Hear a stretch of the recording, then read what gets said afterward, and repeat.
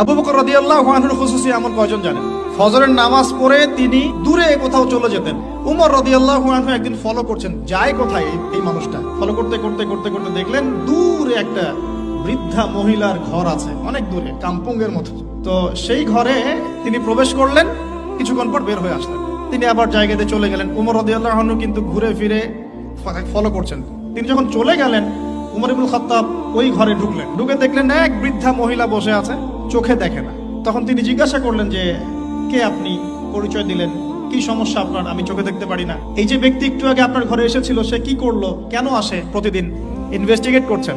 তখন ওই বৃদ্ধা বলছেন, এক ব্যক্তি আসে প্রতিদিন ফজরের পরে, এসে আমার ঘরের কাজকর্ম করে দিয়ে যায়। আমি জানি না সে ব্যক্তিকে, আল্লাহ তার ভালো করুক।